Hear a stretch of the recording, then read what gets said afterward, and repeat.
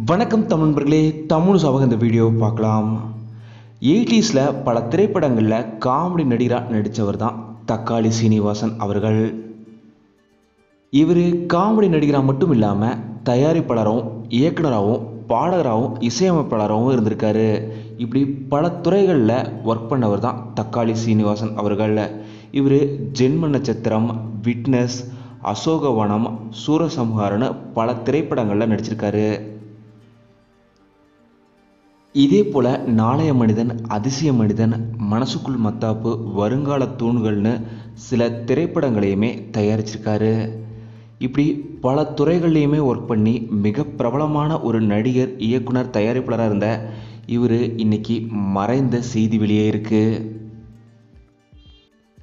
பெங்களூரில் இவ்வளோ ஆண்டு காலமாக வசிச்சுட்டு வந்த இவர் உடல்நலக்குறைவு காரணமாக இப்போது மறைந்த செய்தி வெளியே இருக்குது.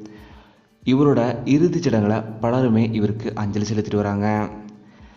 தமிழ் சார்பாக நாங்களுமே தக்காளி ஸ்ரீனிவாசன் அவர்களுக்கு எங்களோட இறுதி அஞ்சலி செலுத்திக்கிறோம்.